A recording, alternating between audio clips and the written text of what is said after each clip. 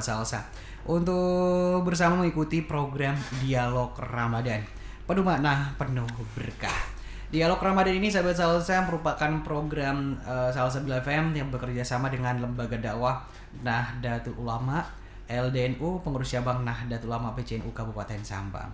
Alhamdulillah di pekan kedua ini kita bisa kembali hadir sahabat Salsa untuk mengupas lebih dalam lagi tentang Ramadan atau seputar Ramadan, tentunya bersama Kiai yang host sahabat Salsa. Alhamdulillah, puji syukur alhamdulillah, hari ini kita akan ngebahas tentang tema fikih Syam.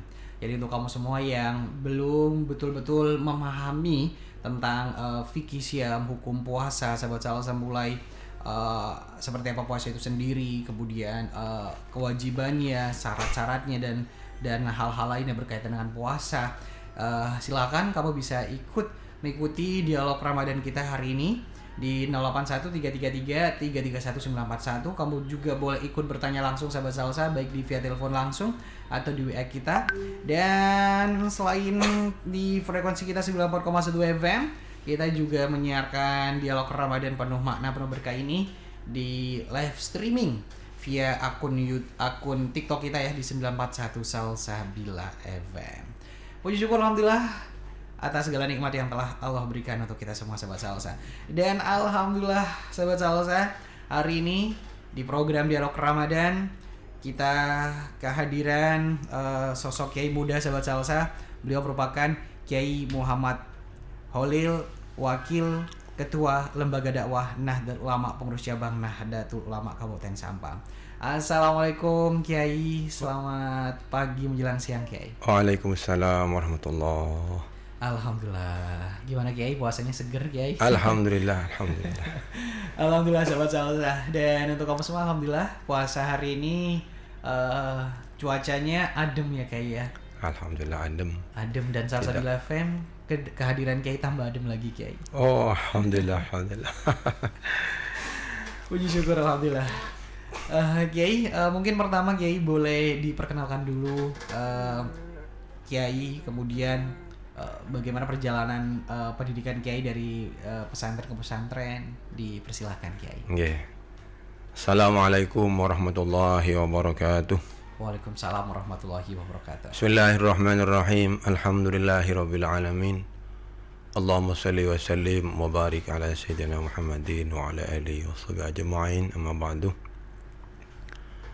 Yang saya hormati Ketua Tamfidiyah PCNU Sampang, selaku pimpinan kami yang mulia Kiai Haji Idkon Busiri, juga segenap pengurus Tamfidiyah, Gus Rizki, Gus Rahman Rahim, dan pembina LDNU Kiai Samsuddin. Juga yang saya hormati segenap kru Salsabila yang bertugas pada kesempatan ini, utamanya nakhus bidzikri Mas Romi Salsa. Masya Allah, terima kasih.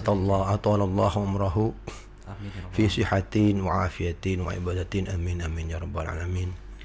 Kami nama aslinya adalah Muhammad Khalil, namun biasanya orang-orang menyebut kami Khalil Zaini yang merupakan orang tua kami.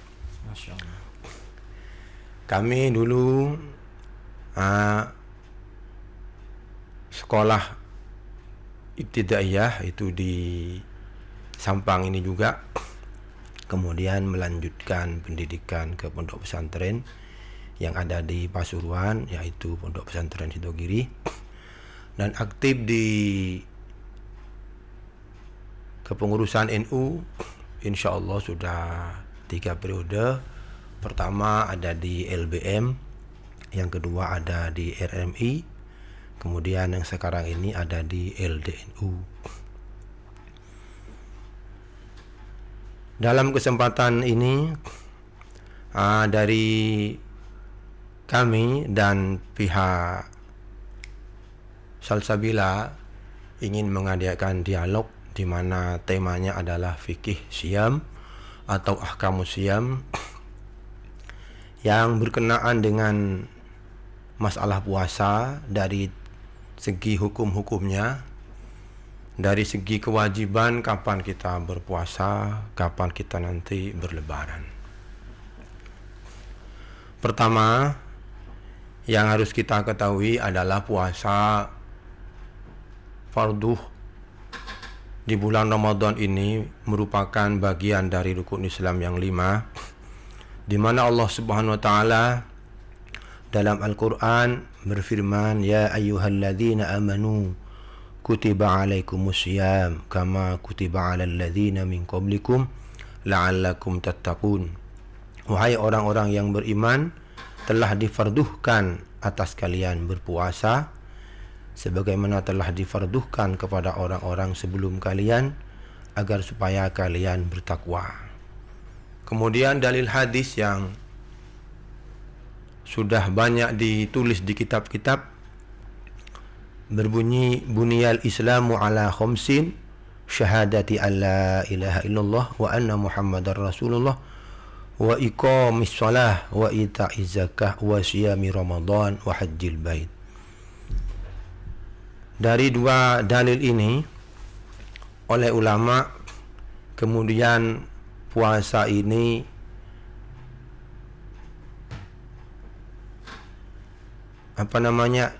ditulis bahwa merupakan kewajiban seorang muslim mulai dia baligh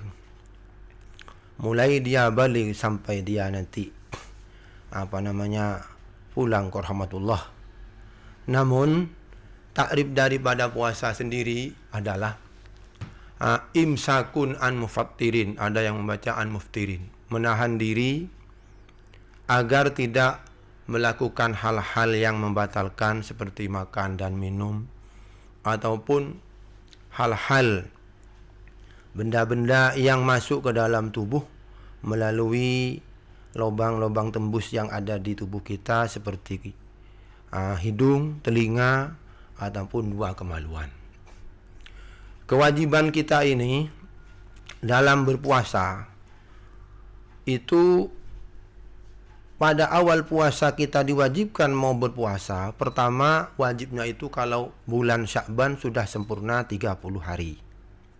Yang kedua, kita wajib berpuasa karena adanya ru'yatul hilal, bisa melihat rembulan di malam hari. Bisa ini di malam tanggal 30 Sya'ban yang nantinya masuk kepada tanggal 1 Ramadan. Ini melihat bulan ini, sahabat salsa, banyak kriteria yang ditentukan oleh para ulama. Di antaranya adalah ketika melihat bulan ini dilihat oleh satu orang saja yang adil, apalagi dua orang, apalagi banyak, maka ini sudah menjadi kewajiban berpuasa kepada kita. Namun melihat bulan ini bukanlah langsung serta-merta mewajibkan kita berpuasa bulan Ramadan. Ada juga hukum-hukum tersendiri, yakni kalau dalam madhab Syafi'i, melihat rembulan ini hanyalah menjadi wajib bagi yang melihat bulan di kota itu. Sampai di situ diberi batasan adalah satu matlak. Satu matlak itu ada yang mengatakan, kalau Imam Ghazali itu masafatul qasri. Masafatul qasri itu kalau kita di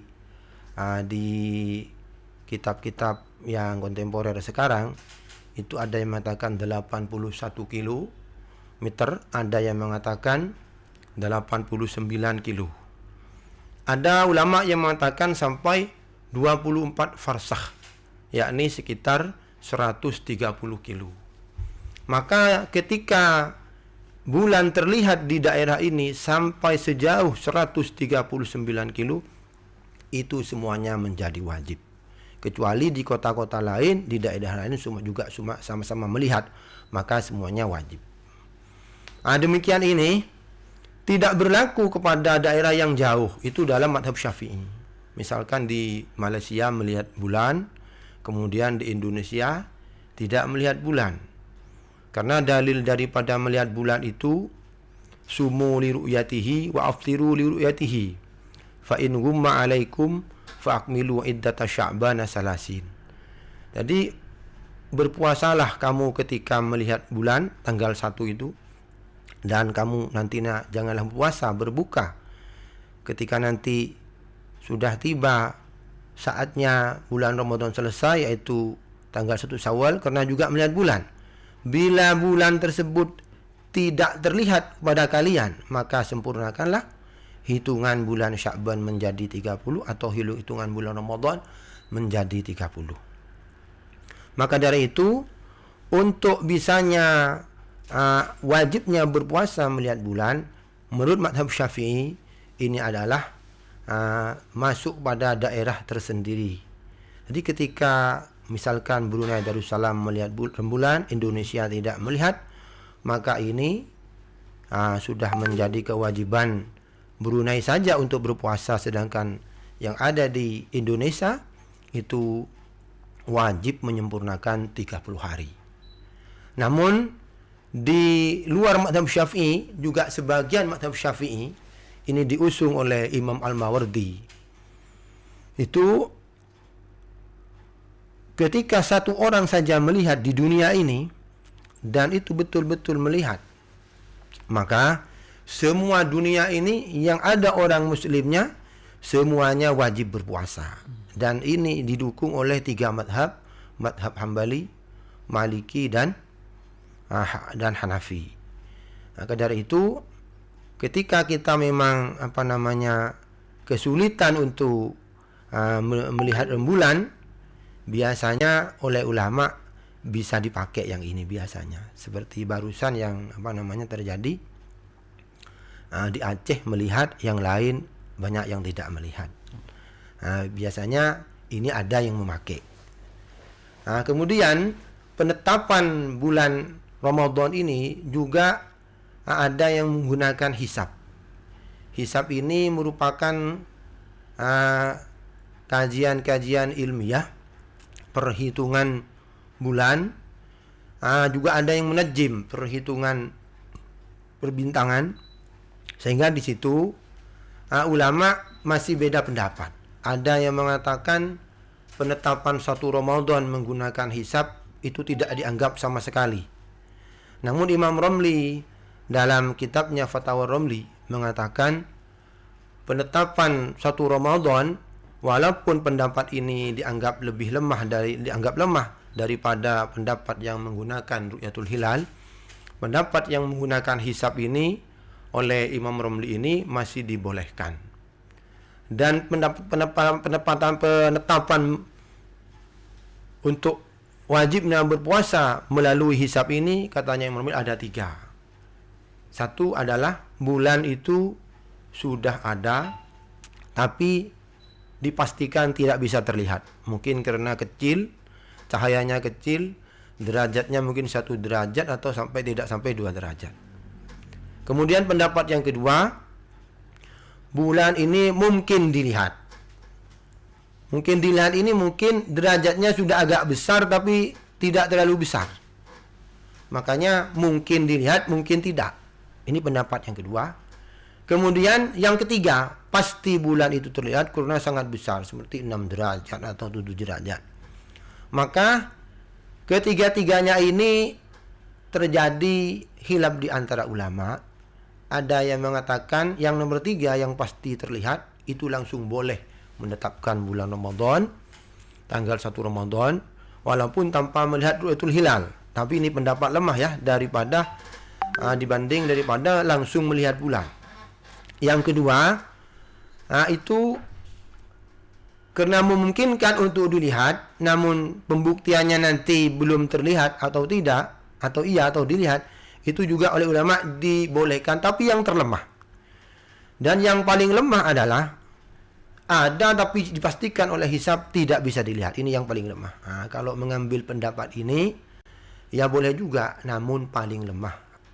Jadi sahabat salsa, kalau kita memang betul-betul mau puasa Ramadan, atau nanti mau Lebaran tanggal 1 Syawal mengikuti hisab ini berarti kita mengikuti seperti yang difatwakan Imam Romli. Namun yang lebih kuat adalah apa? Melihat bulan langsung, dan kalau tidak terlihat nantinya kita menyempurnakan sampai 30 hari. Meskipun demikian masih ada ulama yang membolehkan mengikuti hisab. Siap, Kiai. Terima kasih. Berkaitan dengan penetapan awal Ramadan, kemudian penetapan Hari Raya Idul Fitri, Kiai. Ini kan ulama dan dasar-dasarnya pun berbeda-beda, Kiai, gitu. Dan penetapannya kadang juga berbeda gitu. Nah, pertanyaan, Kiai, bagaimana sih kita sebagai masyarakat, kita sebagai umat yang kurang ilmunya seperti Romi ini gitu, menyikapi perbedaan itu, Kiai? Itu kalau anjuran para ulama itu lebih baik mengikuti yang pendapat yang paling kuat. Kalau di negara kita tercinta ini itu mengambil pendapat yang melihat bulan, ru'yatul hilal.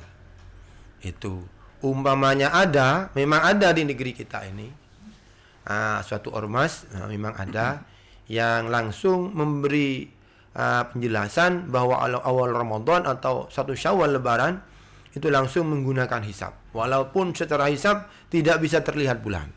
Lah ini insya Allah kalau saya prediksi dan kita cari-cari ibaratnya di Syarwani, kitab Syarwani itu mengikuti pendapatnya Imam Ramli ini, walaupun itu oleh ulama masih diperselisihkan.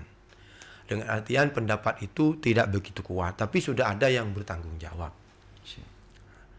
Kemudian ketika kita sudah masuk ke bulan Ramadan, di situ ada problem. Di Indonesia, di negeri kita ini ada yang tidak menggunakan hisab dalam penentuan bulan Ramadan. Dulu kalau di televisi pernah disiarkan, insya Allah kalau tidak salah di Jember itu ada menggunakan penetapan satu Ramadan itu menggunakan hitung-hitungan hari.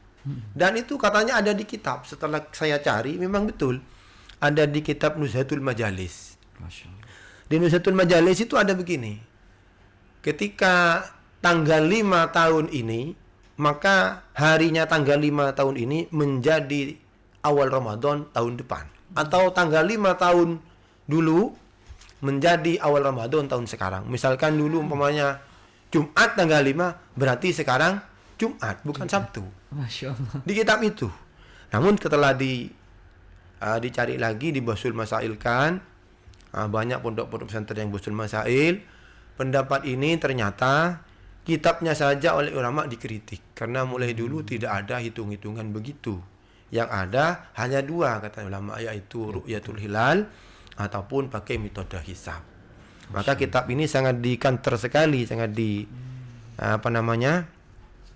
ditentang sekali oleh Al-Imam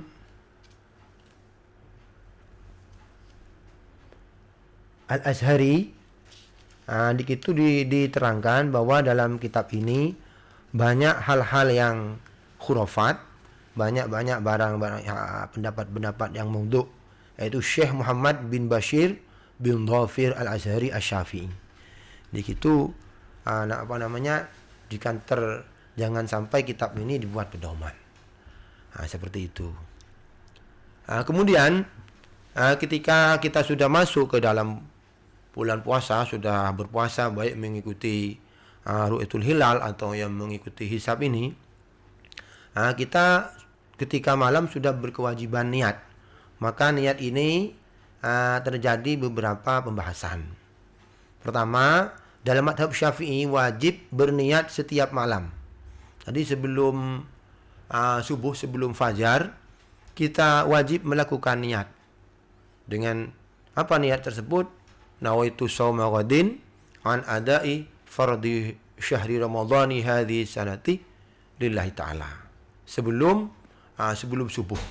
Itu hendaknya dilakukan setiap malam. Namun ulama-ulama seperti Syekh Nawawi Banten, atau kalau di Jawa Timur dulu Mbah Idris Marzuki Lirboyo menganjurkan agar berniat seluruh bulan seluruh hari di bulan ini untuk berpuasa. Apa tujuannya? Ketika kita berniat sebulan penuh dan umpamanya terlupakan satu malam, maka kita bisa taklid mengikuti Imam Maliki yang berpendapat bahwa ketika puasa ini seperti puasa Ramadan atau puasa kafarat yang berkesinambungan, maka cukup berniat di awal saja, satu malam saja, dengan berniat saya berniat berpuasa semua hari di bulan Ramadan ini fardhu ta'ala. Ketika terlupakan, maka puasa kita tetap dianggap sah dengan taklid kepada Imam Maliki ini. Jadi itu diperbolehkan ya kayak diperbolehkan itu. Namun di mazhab Maliki juga diberi syarat-syarat juga ketika ketika puasanya ini batal di pertengahan, misalkan kita bepergian karena kecapean, kehausan kita berbuka, ataupun kita sakit, kemudian dalam 30 hari itu kita berbuka tidak puasa, maka niat yang berkesinambungan yang 1 bulan dianggap cukup itu sudah dianggap selesai. Dan setelah sakit ini ataupun setelah bepergian ini, kita wajib berniat kembali setiap malam. Itu di dalam mazhab Maliki. Jadi kita harus tahu dalam masalah niat ini. Kemudian ada lagi yang sangat istimewa bagi kita, yaitu mazhab Hanafi. Ini juga kita harus tahu walaupun kita tidak mempraktekkan. Apa kata mazhab Hanafi? Walaupun puasa fardu, kita umpamanya lupa, kemudian kita berniat di pagi hari, maka ini dianggap sah puasanya. Ini mazhab Hanafi. Karena hadis yang man lam yubayyiti syiyama fala syiyama lahu. Orang yang tidak berniat puasa di malam hari maka tidak sah puasa. Itu kalau dalam mazhab Hanafi dianggap nafyul kamal, yaitu kesempurnaannya saja, bukan kebatalannya. Jadi berniat di pagi hari mazhab Hanafi, umpamanya kita lupa di malam hari, maka di siang itu masih dianggap sah. Maka dari itu kita harus tahu agar kalau kita mau taklid ini dianggap sah. Oke, jadi jangan sampai kita taklid kepada suatu yang kita tidak tahu, atau melaksanakan sesuatu kita tidak tahu taklid kepada imam siapa, maka ini nantinya tidak sah juga puasa kita. Jadi syarat taklid itu harus tahu juga ya. Tahu ini menurut siapa, ini menurut siapa, itu harus tahu. Masya Allah. Maka dari itu kita diberi kemudahan oleh para ulama di banyak kitab seperti di Fathul Mu'in sudah diberi solusi. Ini taklid ke sini.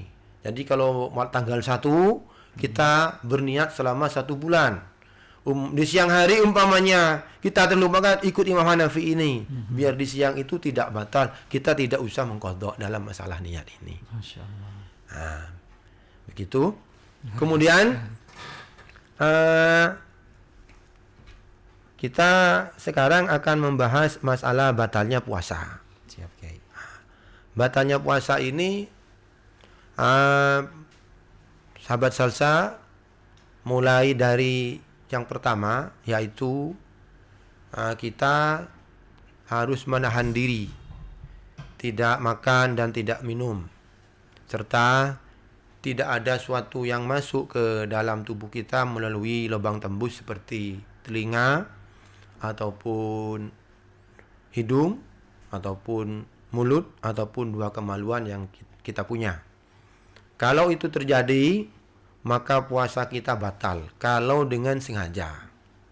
Maka dari itu ulama ketika ada seorang mandi junub atau mandi haid atau mandi Jumat di siang hari, maka tidak diperbolehkan kalau nantinya mandinya dengan menyelam itu masuk baik lewat telinga ataupun lewat mulut ataupun lewat hidung, masuk air jadi masuk, maka itu tidak diperbolehkan mandi dengan menyelam, karena itu dapat membatalkan puasa. Bagaimana yang bagus, yaitu mengambil wadah, kalau katanya orang Madura canteng, kemudian kita siram. Umpamanya masih masuk air, wong itu mandi wajib, mau mandi sunat, mandi Jumat, sudah kita berhati-hati, maka itu namanya terlanjur dan itu tidak dapat membatalkan puasa. Itu diantaranya satu. Kemudian di siang hari Ramadan kita tidak boleh melakukan hubungan suami istri. Hubungan suami istri ini sangat berbahaya. Biasanya ini manten anyar, mantennya bulan Sa'ban, tanggalnya agak ke belakang. Masih rawan-rawan Ya, Mas Romi sudah berkeluarga? Alhamdulillah belum kayak Oh, tapi belum. pengen. Oh, ya, hati-hati nanti ini Mas Romi. Jangan sampai ini. Ini di siang Ramadan terjadi hubungan suami istri, maka kedua-duanya ini batal. Yang suami batal, yang istrinya juga batal, dan dahsyat sekali. Apa? Punya tanggung jawab yang besar. Apa itu? Membayar kafarat. Masya Allah. Kafaratnya adalah pertama memerdekakan budak. Sekarang sudah tidak ada perbudakan. Maka yang kedua, puasa 2 bulan berturut-turut. Ini sulit ini, puasa Ramadan aja sudah kesulitan. Iya. Mau puasa 2 bulan berturut-turut dari mana ini? Ini tambah sulit lagi. Enggak kuat kayak. Maka yang ketiga, solusi yang ketiga itu harus bersedekah 60 mud, diberikan kepada fakir miskin 60 orang.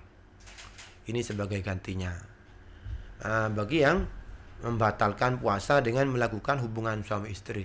Ini kalau 1 kali, kalau 2 kali, Waduh. kalau 3 kali bagaimana? Berlipat itu kayak. Berlipat ini.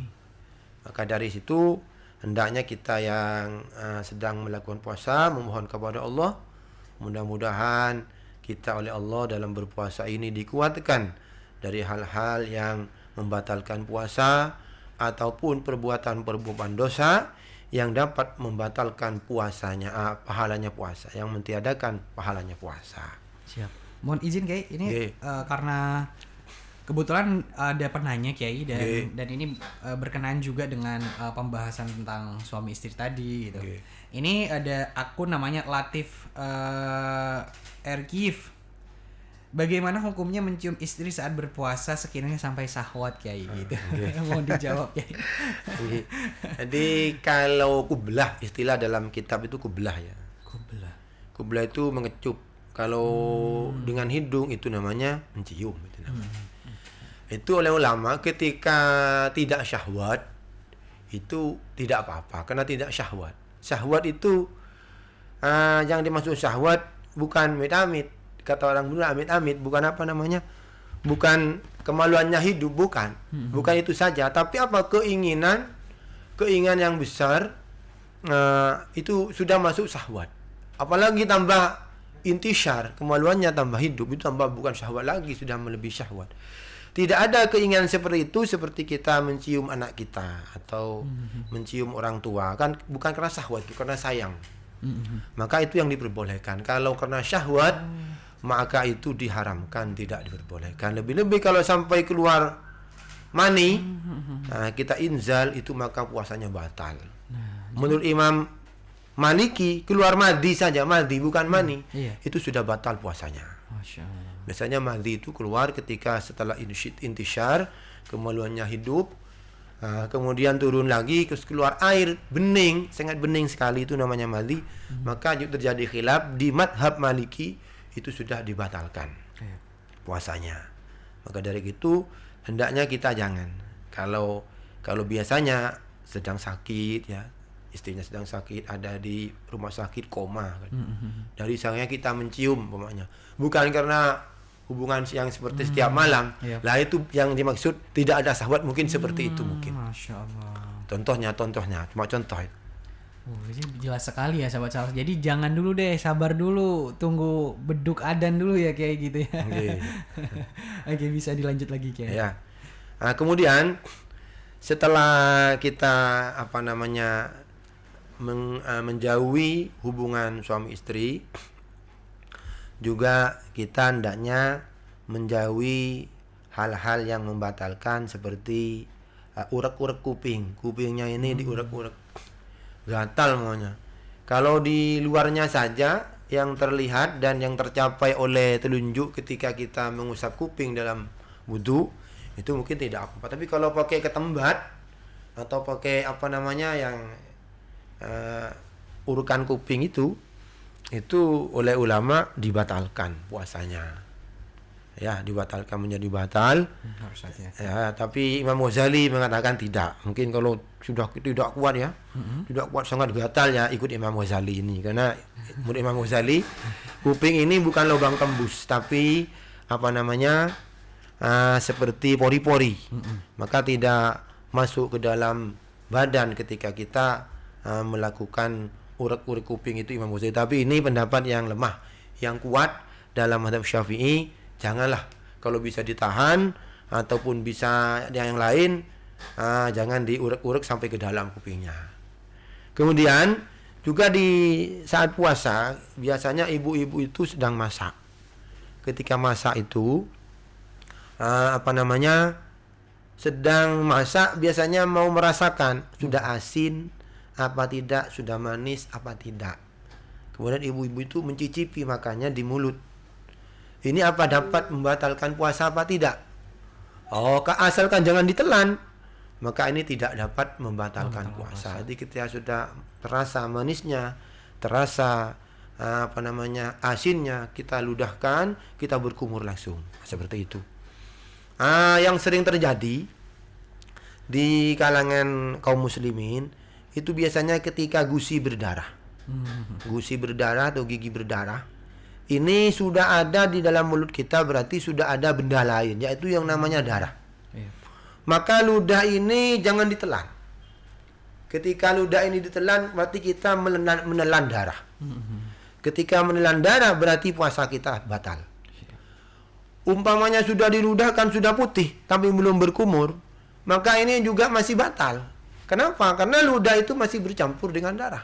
Walaupun sudah bersih, masih ada, belum disucikan. Karena di dalam mulut ini ada benda lain, ditelan walaupun sudah bersih, maka juga batal. Maka yang baik bagaimana? Kita ludahkan dulu darah tersebut, kemudian kita berkumur. Ini kita sudah selesai, sudah tidak membatalkan puasa kita. Itu.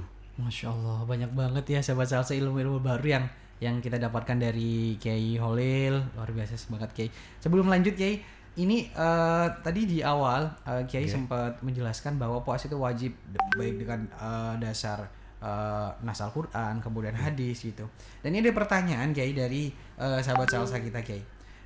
Saya Fikri dari Padi mau bertanya. Sekarang walaupun di bulan puasa masih ada warung aja yang buka, ini berkaitan dengan tentang masakan juga tadi Kiai.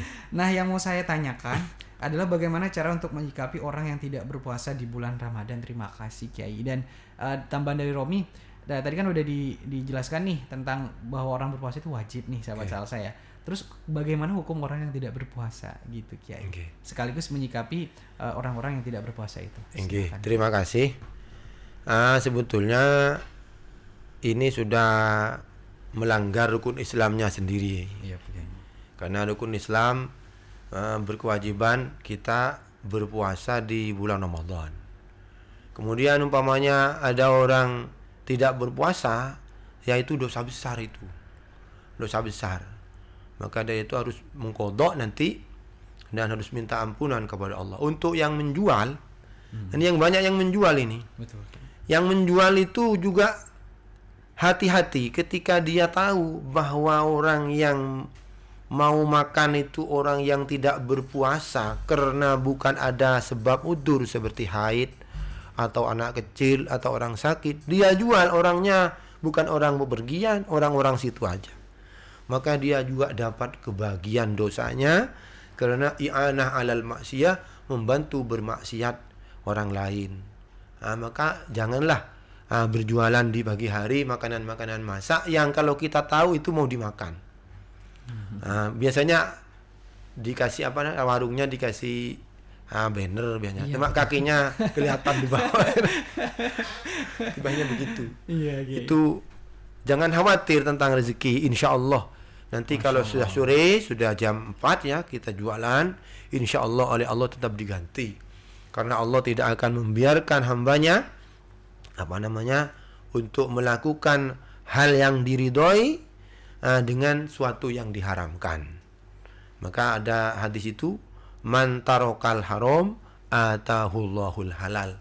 Barang siapa yang meninggalkan barang haram, maka oleh Allah akan dikasih barang yang halal. Masya Allah. Jadi di bulan puasa ini berjualan itu juga harus hati-hati. Nah, kalau kita tahu dan kebiasaannya orang itu, atau kita ada keyakinan kuat, ada sangkaan kuat, lah itu nanti kita ikut berdosa. Maka jangan jual makanan masak.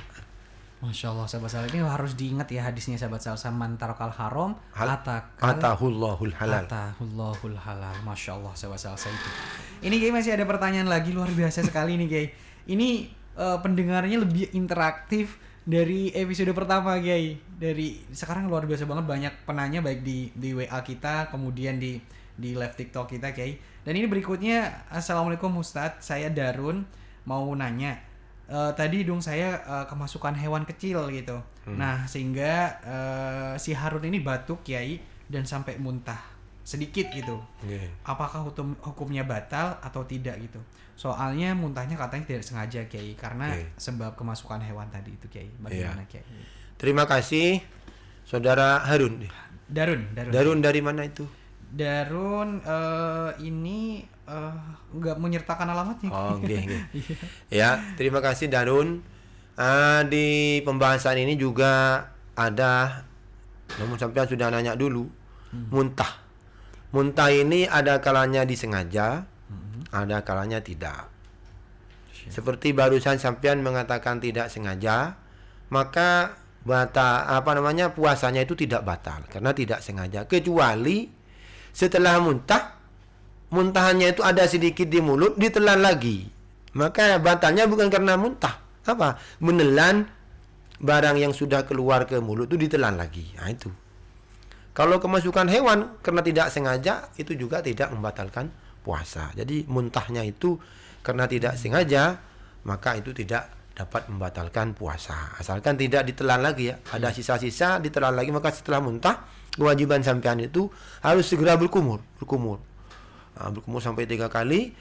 Biar seperti kasus darah yang ada di gigi tadi itu. Karena di dalam mulut kita sudah ada benda lain selain ludah. Ketika ditelan maka batal lagi, maka setelah muntah dirasa sudah habis muntahnya, maka langsung kita berkumur. Itu menjadi bersih mulut kita, jadinya puasanya tidak batal. Masya Allah. Mudah-mudahan Darun bisa memahami itu dan menjadi tambahan ilmu untuk Darun. Terima kasih Kiai. Boleh dilanjutkan Kiai ke tingkatan batal-batal. Terima kasih. Kemudian ini juga tadi kan sudah ditanyakan oleh saudara Darun ini ya, muntah ini juga harus jangan disengaja. Kalau disengaja maka puasanya batal. Seperti apa disengaja? Seperti kalau kita biasanya kata orang Madura belinter itu kepala kita itu berputar-putar kayaknya. Biasanya pengobatan dulu kalau mau sembuh, mulut kita dibuka, kemudian dimasukkan jari-jari kita ke kerongkongan supaya akhirnya muntah. Ketika muntah, kepala yang muter-muter itu menjadi sembuh. Nah itu batalkan puasa itu karena disengaja, itu muntahnya disengaja. Kemudian batalnya puasa juga di sini jangan sampai kita murtad. Murtad itu juga dapat membatalkan puasa, yaitu melakukan hal-hal yang keluar dari Islam.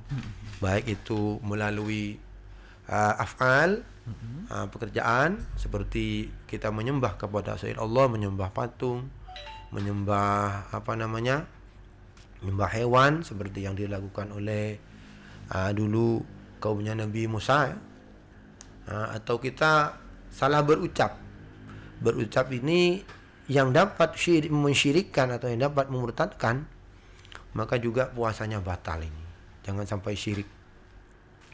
Kemudian kita akan berpindah kepada sunnah-sunnah puasa. Sunnah-sunnah puasa ini di samping kita juga menjaga hal-hal yang membatalkan, biar kita pahalanya itu dapat banyak, ya sunnah-sunnahnya ini kita harus lakukan. Apa sunnahnya puasa itu? Pertama, ketika berbuka cepatlah berbuka, tapi ya sekedarnya saja, jangan banyak-banyak. Nanti ketika kalau lebih banyak berbukanya, tarawihnya itu bisa muntah. Jangan banyak-banyak. Orang balas dendam. Mulai pagi hari nggak makan, setelah maghrib, wah 3 piring habis. Luar biasa ya. Lain esnya, lain kolaknya itu. Makanya Bukan piring ya, nampan ya. nampak. Itu balas dendam. Balas dendam ya. Memang kita disunahkan cepat-cepat berbuka, tapi jangan banyak-banyak. Iya. Kadang-kadang maghribnya hampir habis, mau salat maghrib hampir isya, dari banyaknya makan ini makan itu jangan sampai. Kemudian ketika berbuka itu usahakan berbuka memakan kurma. Ini yang dilakukan oleh Rasulullah SAW. Kurma, kalau tidak ada kurma maka sunnahnya itu minum air. Itu sunnah ketika berbuka puasa. Kemudian kita sunnah melakukan sahur. Sahur itu waktunya mulai nisfil lail, jam 12 malam. Baru kalau kita ngewarung umpamanya jam 10. Mau sahur sekarang itu bukan sahur, itu makan lagi namanya, tambahan berbuka. Kalau secara syar'i bukan sahur itu cuma makan itu. Yang dinamakan sahur itu kalau niat sahur yang menjadi sunnah itu setelah jam 12 nisfil lail, baru tuh dinamakan sahur. Iya, berarti kalau jam 11 sebelum jam 12 itu Ya, belum belum sahur itu. tambahan berbuka. Tambahan berbuka itu. Walaupun nanti sahurnya tidak melakukan sahur. Iya, oke. Kemudian juga sunnahnya puasa ini kita perbanyak baca Al-Quran, kita banyak baca sholawat di siang hari, dan kita hendaknya menjauhi yang dimakruhkan dalam berpuasa. Apa yang dimakruhkan dalam puasa? Yaitu melakukan hal-hal yang tidak ada manfaatnya. Seperti kita yang makruhkan lagi seperti memakai wangi-wangian. Jadi kita biasanya ini kaum hawa ini biasanya. Iya, oke. Pagi sudah mandi, kemudian kita kaum hawa itu pakai parfumnya, Betul, kayak. bedaknya harum, Rexonanya harum, semuanya harum. Betul kayak. Kadang Maka- Romi kalau di jalan kayak ada yang nyalip Romi dan itu kaum hawa gitu ya. Hawa. Padahal udah 1 meter, 2 meter, 3 meter tapi wanginya masih kecium. Wah, Masya Allah. itu makruh itu, enggak boleh itu. Makruh, tapi tidak membatalkan puasa.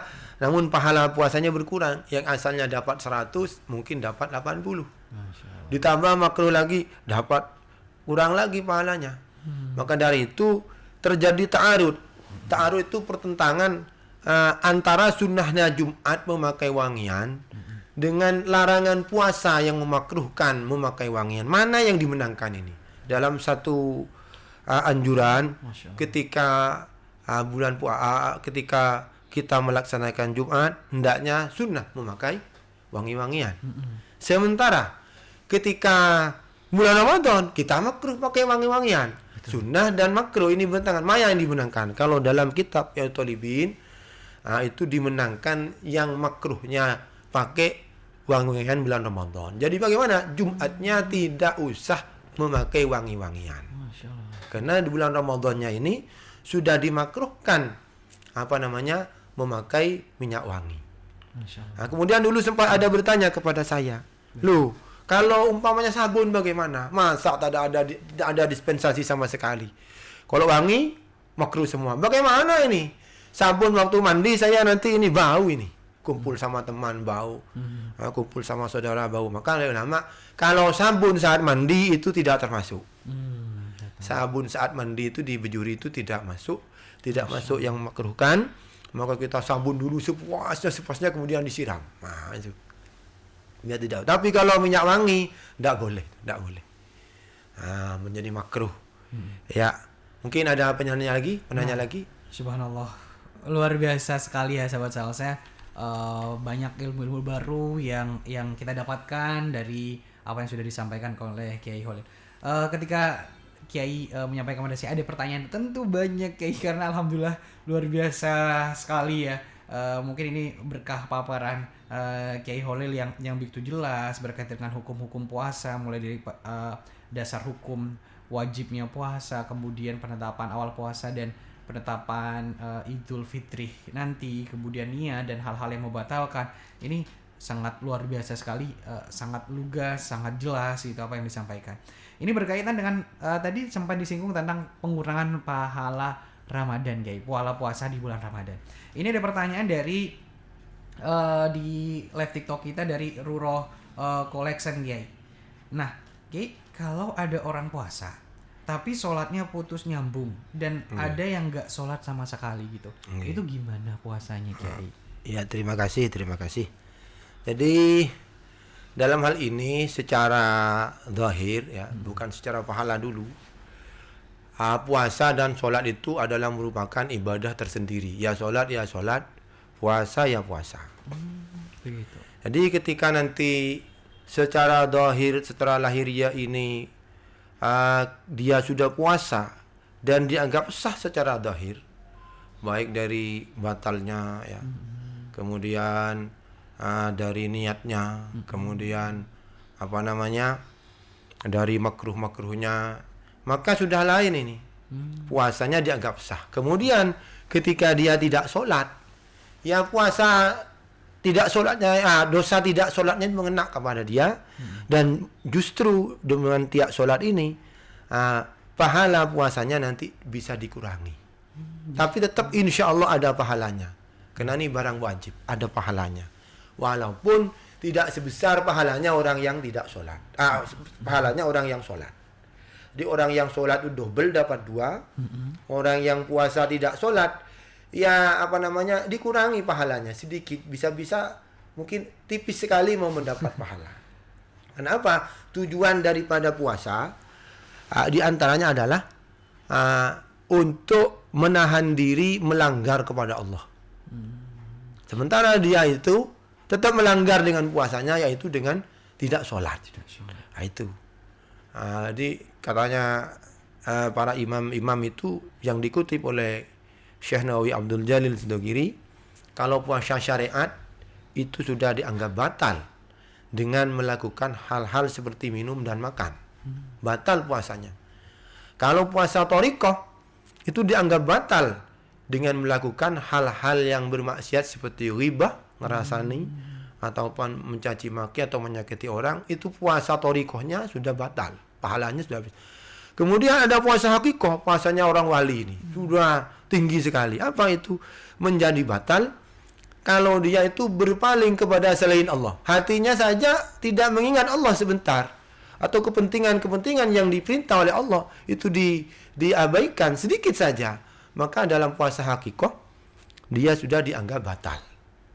Nah, jadi tingkatan puasa kita ini kan ada puasanya orang awam, orang umum seperti saya lah. Apa itu cukup menjaga hal-hal yang membatalkan puasa secara lahiriah, tidak makan, tidak minum. Kemudian ada puasanya orang khusus. Puasanya orang khusus itu adalah selain menjaga anggota badan dari bermaksiat kepada Allah, menjaga badan dari perintah-perintahnya Allah, ya kemudian menjaga agar tidak bermaksiat kepada Allah. Itu puasanya orang khusus. Kemudian puasanya khawasul khusus, yaitu menjaga agar tidak berpaling sedikit pun dari Allah SWT. Ketika ada orang mengingat mau berbuka apa nanti, belanja apa ke pasar, ini kalau puasa yang paling tertinggi ini sudah batal ini. Kenapa? Sudah berpaling dari Allah Subhanahu wa taala. Zikirnya sudah berpaling. Kalau seperti saya, ya tidak batal dong. Memang keluarga saya butuh dibelanjakan, tidak batal. Kalau tingkatan saya begitu, ya begitu sudah. Ya pahalanya yang didapat dari Allah seperti itu. Makanya pahala itu oleh Allah ada derajatnya abror, ada derajatnya muqarrabin. Derajatnya abror itu nanti dibalas dengan surga, dengan pahala-pahala, kenikmatan-kenikmatan di surga. Tapi kalau derajatnya muqarrabin, orang-orang yang didekatkan kepada Allah seperti para aulia, para anbiya, itu derajatnya melebihi surga. Surga itu tidak minta, malah tidak mau. Seperti siapa dawuhnya perempuan wali itu siapa? Rabi'atul Adawiyah. Beliau mengatakan, ya Allah, bagian saya urusan dunia, berikan kepada orang kafir. Saya tidak mau minta. Saya hanya minta di dunia ini apa? Zikir kepada engkau. Tidak minta yang lain. Cuma minta berzikir kepada Allah di dunia ini. Zikir kan maknanya di dunia, jadi dia makan dunia. Kemudian bagian saya di akhirat, surga semuanya berikan kepada orang mukmin, kepada orang yang maksiat berikan, yang tidak maksiat, yang maksiat orang mukmin kemudian dia tidak bisa masuk surga, berikan pahalanya kepada mereka. Saya tidak minta wa ma uridu minal akhirah illa ru'yataka, kecuali saya cuma satu, yaitu minta untuk bisa melihat engkau. Itu kenikmatan yang tertinggi, ternyata bisa melihat Allah nanti. Apa? Dekat dengan Allah, bukan surga. Lah ini puasanya orang hakikat seperti ini. Mudah-mudahan saya dan para pendengar sahabat salsa bisa nanti, walaupun tiap tahun kita meningkat sedikit demi sedikit, mudah-mudahan bisa sampai kepada puncaknya. Amin amin ya rabbal alamin. Ya rabbal alamin. Subhanallah, sahabat salsa, Kiai luar biasa sekali Kiai. Tapi jadi sampai kepikiran gini Kiai. Kiai Holil kalau ngisi setiap hari kayaknya luar biasa sekali nih. Karena pendengar kita banyak respon-respon yang sangat positif dan banyak juga bertanya Kiai. Makanya masih ada pertanyaan lagi nih. Dan ini berkaitan dengan banyak fenomena-fenomena yang terjadi ketika di bulan suci Ramadan Kiai. Okay. Ini adalah pertanyaannya dari Yusera nih nama akunnya di live TikTok kita. Bagaimana hukum sholat tarawih yang cepat? Apakah masih dapat pahala? Nah ini banyak sekali di bulan suci Ramadan, baik di pemberitaan, kemudian dibagikan di pesan broadcast di WA dan lain sebagainya Kiai. Banyak ada orang yang ada jemaah yang melaksanakan ibadah sholat tarawih itu ada yang 10 menit selesai, ada yang bahkan lebih singkat lagi. Itu seperti apa Kiai? Terima kasih. Jadi kita di bulan Ramadan ini ada pekerjaan yang bagus, yaitu melakukan sholat tarawih. Tujuan daripada sholat, kalau kita mengingat ya, inna sholata tanha anil fahsya'i wal munkar. Sholat itu dapat mencegah dari pekerjaan keji dan pekerjaan mungkar. Itu tujuan di antara sholat adalah karena hatinya merasa tentram, hatinya merasa adem dengan banyaknya pahala yang masuk ke diri kita disebabkan kita melakukan sholat. Kemudian umpamanya ada orang sholat tarawih cepat, maka ini pertama meninjau masalah lahiriahnya dulu, hukum syariatnya dulu. Saat cepat itu secara fikih apa sah apa tidak? Saking cepatnya tidak tumaknina Ustaz misalkan, maka ini tidak sah tarawihnya. Dalam versi madhab Syafi'i ya, tidak sah. Maka menurut Imam Ghazali dalam kitabnya Ihya Ulumuddin, ketika di masjid melihat orang sholat cepat tidak bertumaknina, ini wajib diingatkan, itu wajib dicegah. Jangan Pak Ustadz atau Mas, jangan sholat cepat seperti itu, tumakninanya tidak ada. Lah yang tidak sah ini namanya tidak berpahala, namanya tidak sah, tidak ada pahalanya. Namun ketika cepat masih ada tumakninah, ya, dalam kategori menurut ulama fikih masih sah itu, maka ini tetap ada pahalanya. Namun pahalanya tidak seperti pahala orang yang sholatnya sholatnya yang santai, pelan, dan sangat mengharap ridho Allah. Itu tidak seperti itu pahalanya. Dan memang di negeri kita itu seperti itu mulai dulu. Malah kalau lamban, imamnya agak tua, udah 60, cari yang muda. Wah, langgar sana itu lama itu. 40 menit, saya cari yang 20 menit. Nah, ada yang begitu. Lah itu, namun tidak kita jangan menghapus semuanya. Kalau itu memang masih disahkan oleh ulama fikih, masuk undang-undang fikih, maka itu masih ada pahalanya. Karena bacaan Fatihahnya itu masih benar. Setiap kita baca Quran, cepat ataupun tidak cepat, asalkan masih benar.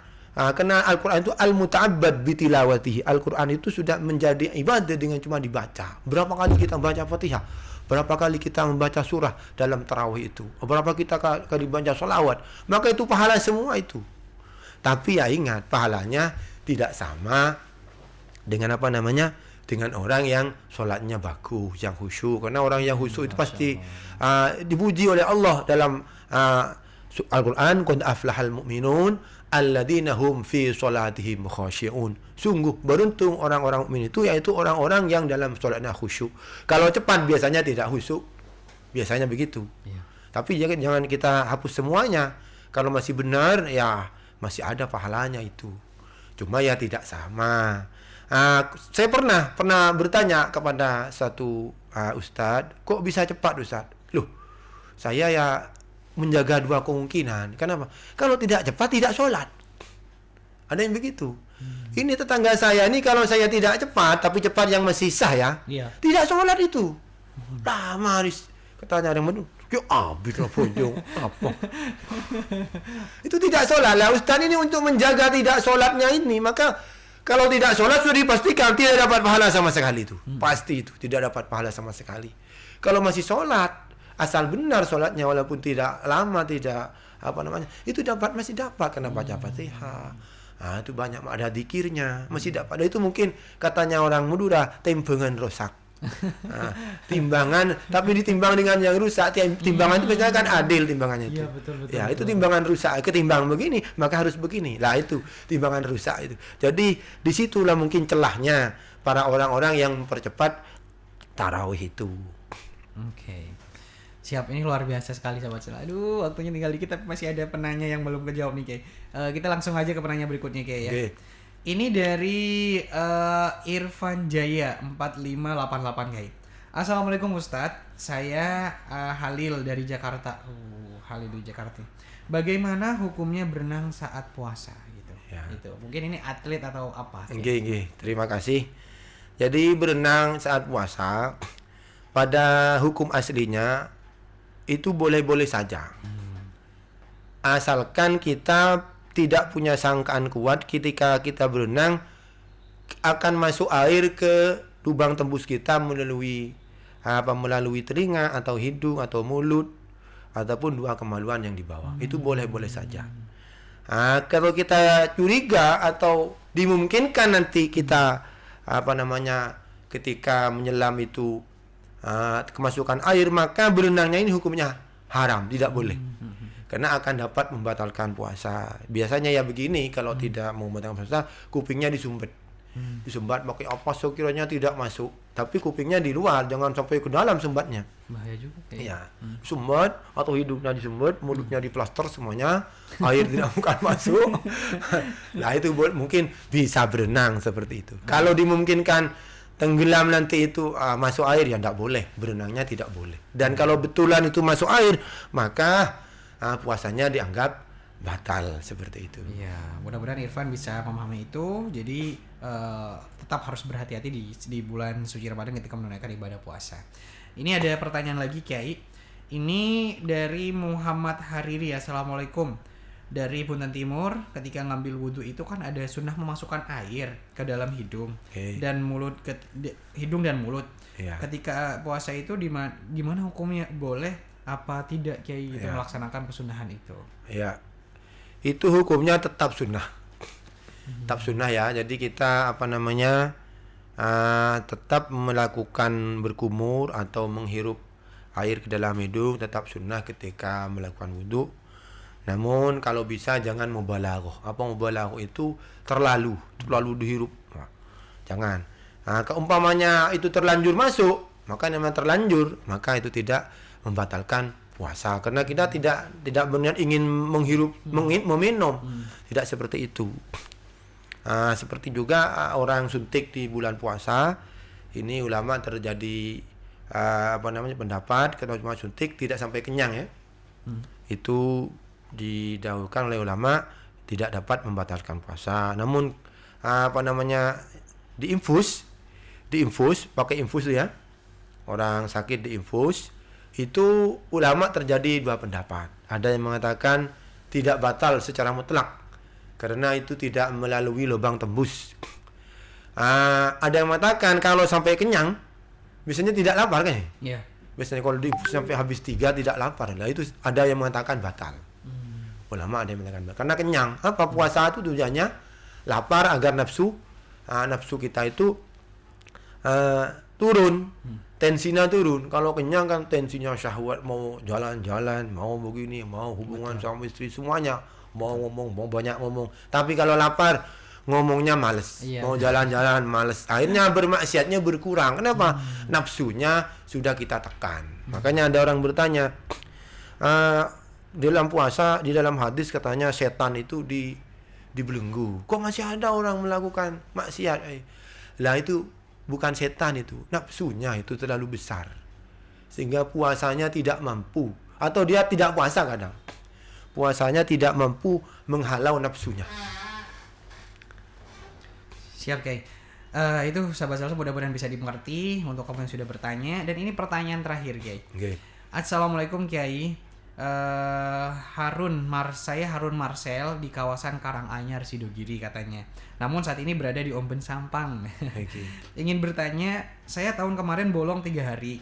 Sudah bayar hutang tapi cuma 2 hari. Apakah boleh sehabis puasa tahun ini bayar hutang puasa yang kemarin? Terima kasih Kiai. Okay, terima kasih. Iya, lupa tadi masalah kodok itu saya tidak bahas. Saya bahas sedikit. Ketika ada orang tidak berpuasa, ini karena udzur seperti sakit ataupun bepergian, maka dia punya kewajiban kodok. Kodoknya itu kapan? Kalau dia bisa kodok itu mulai bulan Syawal sampai tiba Ramadan lagi. Kalau umpamanya dia tidak bisa terus sakit, mau namanya terus sakit, ya tidak apa-apa, kodok setelahnya bulan Ramadan lagi. Namun kalau bisa mengkodok dan tidak dikodok sampai tiba bulan Ramadan lagi, dia punya kewajiban: 1 mengkodok, 2 membayar denda atau mud, membayar mud 1 mud per hari. Membayar 1 mud per hari ini. Kenapa? Karena takhir, mengakhirkan bulan puasa sampai tiba bulan puasa lagi. Lah untuk orang yang puasanya tidak terpuasakan, namun dia setelah bulan puasa tidak mampu, apalagi sampai mati, tidak ada kesempatan untuk bayar untuk mengkodok, maka dia tidak usah mengkodok dan tidak usah membayar denda, membayar mud ini. Kenapa? Karena walaupun dia tidak puasa, memang sudah tidak bisa puasa, sakit terus. Itu. Terima kasih. Siap, terima kasih. Alhamdulillah sahabat salsa. Jadi tidak ada pertanyaan yang kita hutang ya, semuanya sudah terjawab lunas oleh Yang Mulia Kiai Holil sahabat salsa di program Dialog Ramadan.